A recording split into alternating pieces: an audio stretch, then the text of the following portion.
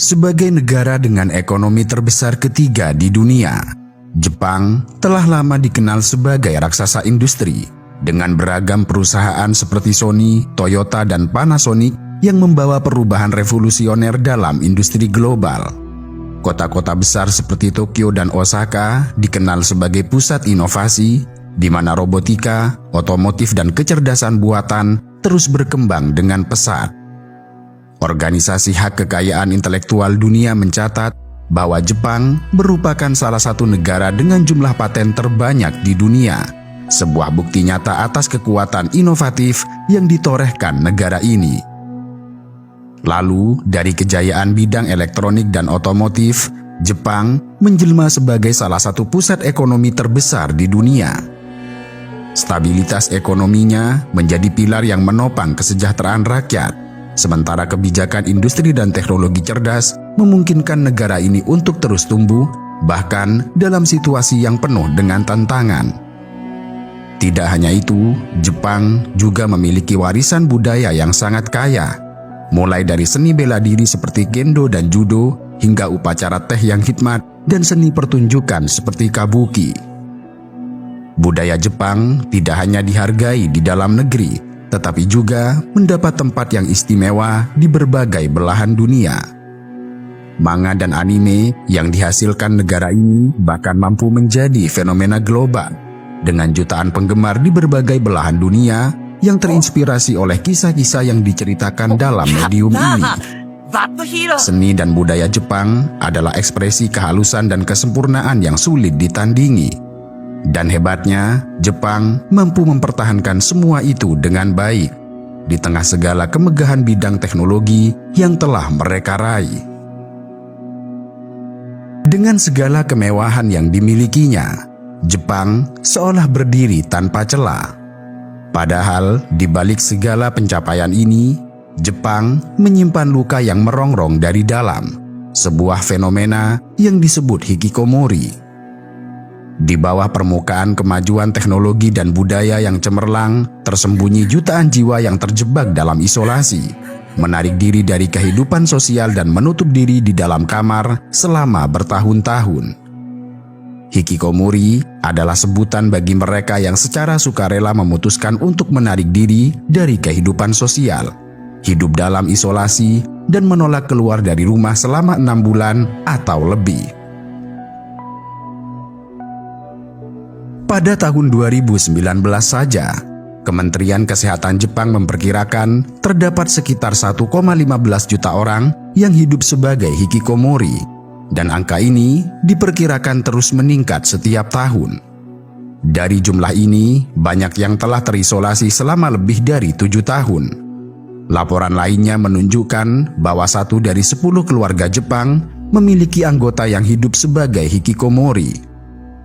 Fakta ini menunjukkan bahwa fenomena hikikomori bukanlah masalah kecil, tetapi sebuah krisis sosial yang sangat serius. Para hikikomori hidup dalam kesendirian yang mencekam dan seringkali sama sekali terputus dari dunia luar. Dalam kamar yang sempit dan tertutup, mereka menghabiskan waktu dengan berlama-lama di depan layar komputer, tenggelam dalam dunia maya untuk melupakan dunia nyata yang mereka anggap terlalu keras. Mereka adalah generasi yang hilang, tenggelam dalam bayangan ketidakpastian, dan takut untuk menghadapi masyarakat yang penuh dengan tekanan. Dengan adanya fenomena hikikomori, Jepang mulai kehilangan keagungannya. Demikian ini karena hikikomori telah memunculkan ancaman nyata yang dapat meruntuhkan kekuatan Jepang di masa depan. Sebagaimana telah umum diketahui, Jepang sedang mengalami krisis tenaga kerja karena penurunan populasi, dan fenomena hikikomori semakin memperparah masalah ini. Dengan lebih dari 1 juta orang usia produktif yang terisolasi, hikikomori menyebabkan hilangnya kontribusi ekonomi yang signifikan. Ini berarti bahwa ketika Jepang sangat membutuhkan setiap tenaga kerja untuk menopang perekonomian yang kian menua, hikikomori justru menguras potensi produktif bangsa ini. Bank of Japan memperkirakan bahwa kurangnya partisipasi mereka dalam angkatan kerja telah menyebabkan kerugian ekonomi yang mencapai miliaran dolar setiap tahunnya. Berkurangnya populasi usia produktif akan memperparah krisis tenaga kerja. Saat ini, Jepang sudah menghadapi kekurangan tenaga kerja di sektor-sektor penting seperti kesehatan, manufaktur, dan teknologi. Tanpa generasi muda yang cukup untuk menggantikan tenaga kerja yang pensiun, Jepang akan semakin kesulitan untuk mempertahankan produktivitas ekonominya. Laporan dari IMF menyatakan bahwa penuaan populasi Jepang dapat menyebabkan penurunan produktivitas dan pertumbuhan ekonomi sebesar 1% per tahun dalam beberapa dekade mendatang. Hikikomori juga berdampak langsung terhadap menurunnya angka kelahiran dan krisis demografi di negeri Jepang. Sebab dengan adanya fenomena ini, 1 dari 3 pria muda Jepang tidak terlibat dalam hubungan romantis. Dan fenomena ini memperburuk krisis demografi Jepang. Menurut survei dari Kabinet Office Jepang, sekitar 70% hikikomori tidak tertarik atau tidak pernah terlibat dalam hubungan romantis. Ini berarti mereka tidak hanya menarik diri dari kehidupan sosial, tetapi juga dari kemungkinan membangun keluarga. Sementara itu, Asosiasi Keluarga Berencana Jepang melaporkan bahwa 48% dari pria berusia 18 hingga 34 tahun dan 45% wanita dalam kelompok usia yang sama tidak memiliki pengalaman seksual. Fenomena ini disebut sebagai Sekusu Shinai Shokogun atau sindrom tidak tertarik pada hubungan romantis yang semakin memperburuk penurunan angka kelahiran. Maka, dengan angka kelahiran hanya 1,34 anak per wanita, Jepang menghadapi ancaman nyata berupa penurunan populasi yang drastis dalam beberapa dekade ke depan. Lalu akhirnya, kurangnya generasi muda yang cukup untuk menggantikan populasi yang menua mengancam stabilitas ekonomi dan sosial Jepang. Kemudian, seiring bertambahnya usia para hikikomori yang lebih tua, banyak dari mereka bergantung pada pensiunan orang tua untuk bertahan hidup. Ini dapat menciptakan tekanan tambahan pada sistem kesejahteraan sosial yang pada dasarnya memang sudah kewalahan dengan peningkatan jumlah penduduk lansia yang memerlukan perawatan. Ketika orang tua mereka telah meninggal, sebagian besar hikikomori akan bergantung pada bantuan dari pemerintah yang pada gilirannya meningkatkan beban finansial yang harus ditanggung oleh negara. Penurunan angka kelahiran yang tajam dan tidak adanya generasi muda yang cukup untuk menggantikan populasi yang menua akan menyebabkan penurunan populasi yang drastis. Menurut laporan Lembaga Nasional Penelitian Kependudukan dan Jaminan Sosial, populasi Jepang yang saat ini sekitar 126 juta orang diperkirakan akan menyusut menjadi 88 juta orang pada tahun 2065. Ini berarti Jepang akan kehilangan lebih dari sepertiga dari total populasinya dalam waktu kurang dari 50 tahun. Salah satu fenomena baru yang mengkhawatirkan terkait hikikomori adalah problem 80-50 yang mengacu pada situasi di mana para hikikomori yang berusia 50-an masih tinggal bersama orang tua mereka yang berusia 80-an. Orang tua yang lebih tua ini tidak hanya harus mendukung anak-anak mereka yang telah menyendiri selama bertahun-tahun, tetapi mereka juga khawatir tentang apa yang akan terjadi pada anak-anak mereka setelah mereka meninggal. Fenomena ini semakin menambah beban psikologis dan finansial bagi banyak keluarga di Jepang. Menurut data dari Kementerian Kesehatan Jepang, sebanyak 613.000 hikikomori berusia antara 40 hingga 64 tahun masih bergantung pada orang tua mereka. Dan lebih dari 50% keluarga dengan anggota hikikomori merasa tertekan secara emosional serta finansial. Kondisi ini semakin memperdalam keterasingan sosial karena mereka tidak memiliki kemandirian ekonomi dan cenderung terjebak dalam lingkaran ketergantungan. Hikikomori seringkali disertai dengan masalah kesehatan fisik dan mental yang parah, seperti depresi, kecemasan sosial, gangguan stres pasca trauma, dan fobia sosial. Individu yang menjalani hidup dalam isolasi seringkali mengabaikan perawatan diri, termasuk nutrisi dan kebersihan yang buruk. Banyak hikikomori yang memiliki pola makan yang tidak sehat dan kurang berolahraga, yang hal ini dapat menyebabkan obesitas dan gangguan metabolisme lainnya. Sebuah studi yang dilakukan oleh Kementerian Kesehatan, Tenaga Kerja dan Kesejahteraan Jepang menunjukkan bahwa hikikomori cenderung lebih berisiko mengalami penyakit fisik yang terkait dengan gaya hidup tidak aktif. Di sisi lain, sebuah studi oleh Kyoto University mengungkapkan bahwa sebanyak 70% hikikomori memiliki masalah kesehatan mental yang serius dengan tingkat depresi yang tinggi.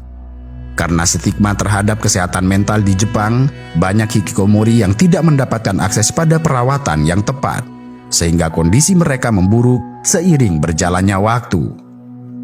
Kemudian, hikikomori juga menimbulkan kasus-kasus kematian terisolasi yang disebut sebagai kodukushi. Kata kodukushi mengacu pada kematian seseorang yang ditemukan beberapa waktu setelah mereka meninggal, dan seringkali dalam keadaan hidup sendirian tanpa ada yang menyadari kematiannya. Fenomena ini menunjukkan bagaimana masyarakat Jepang semakin hidup dalam kondisi yang terasing, terutama di kota-kota besar di mana ikatan sosial dan komunitas semakin melemah. Menurut laporan Tokyo Metropolitan Government, jumlah kodukushi di kota Tokyo meningkat menjadi 4.000 kasus setiap tahun. Munculnya fenomena hikikomori di negeri Jepang tidak hanya disebabkan oleh satu faktor tunggal, akan tetapi merupakan hasil dari kompleksitas kondisi sosial, psikologis, ekonomi, dan budaya yang saling terkait. Jepang dikenal sebagai negara dengan sistem sosial yang sangat menekan keteraturan dan hierarkis. Budaya yang sangat menghargai keteraturan, ketaatan pada norma, serta keberhasilan individu dalam memenuhi peran sosial mereka menciptakan ekspektasi tinggi, terutama pada anak muda. Sistem pendidikan di Jepang misalnya dikenal sangat kompetitif, dengan ujian masuk sekolah dan universitas yang cukup ketat. Dengan demikian, para siswa dipaksa untuk menyesuaikan diri dengan standar akademik yang tinggi dan harus menghadapi ujian yang menentukan masa depan karir mereka. Menurut survei Organisasi untuk Kerjasama dan Pembangunan Ekonomi, siswa Jepang memiliki tingkat kecemasan akademik yang lebih tinggi dibandingkan dengan negara-negara lain, dan tekanan ini seringkali memicu rasa takut akan kegagalan. Ditambah lagi, Jepang juga memiliki fenomena yang disebut sebagai ijime atau perundungan. Ijime adalah masalah sosial yang meluas di negeri Jepang. Menurut data dari Kementerian Pendidikan, Kebudayaan, Olahraga, Sains dan Teknologi Jepang, pada tahun 2020 saja, terdapat lebih dari 612.496 kasus ijime yang dilaporkan di berbagai sekolah Jepang. Ijime sering menyebabkan trauma mendalam pada korban yang merasa sulit untuk beradaptasi dengan lingkungan sosial di sekolah atau tempat kerja. Dan tentu saja, banyak pelaku hikikomori adalah korban ijime yang tidak mampu menghadapi tekanan dari rekan-rekan sebayanya. Kemudian, hal ini diperparah dengan adanya budaya malu dan kehilangan muka atau loss of face. Budaya Jepang sangat menghargai menjaga muka, dan rasa malu dapat menjadi alasan signifikan mengapa seseorang menarik diri dari kehidupan sosialnya. Ketika seseorang merasa gagal dalam memenuhi ekspektasi masyarakat atau keluarga, mereka lebih memilih untuk menyembunyikan diri daripada menghadapi rasa malu di hadapan orang lain. Menurut penelitian dari University of Tokyo, perasaan malu karena kegagalan akademik atau profesional adalah faktor signifikan dalam perkembangan hikikomori. Selain itu, di Jepang, stabilitas ekonomi seringkali dianggap sebagai indikator kesuksesan. Kendati demikian, kondisi ekonomi yang stagnan sejak los dekade pada tahun 1990-an membuat banyak generasi muda Jepang merasa tidak memiliki prospek yang cerah. Ini menciptakan generasi yang dikenal sebagai freeter, yaitu individu yang bekerja paruh waktu atau memiliki pekerjaan tidak tetap, yang tidak mampu mencapai stabilitas ekonomi. Menurut Kementerian Dalam Negeri Jepang, sekitar 40% pekerja di Jepang berstatus non-permanen atau bekerja paruh waktu. Kurangnya prospek karir jangka panjang menyebabkan generasi muda merasa kehilangan arah dan banyak dari mereka yang merasa terjebak dalam situasi tanpa harapan. Hal ini menambah tekanan sosial untuk memenuhi harapan karir dan ekonomi, sehingga akhirnya mereka memutuskan untuk melakukan hikikomori. Pada akhirnya, kita menyadari bahwa fenomena hikikomori merupakan hasil interaksi dari berbagai faktor, meliputi sosial, ekonomi, budaya, dan psikologi. Kombinasi dari tekanan sosial yang besar, harapan untuk sukses, stigma terhadap kegagalan dan kurangnya dukungan kesehatan mental menciptakan lingkungan di mana individu rentan terhadap isolasi. Kemudian, ketergantungan pada teknologi memperparah isolasi ini, sementara perubahan dalam struktur ekonomi dan keluarga memperpanjang siklus ketergantungan dan isolasi.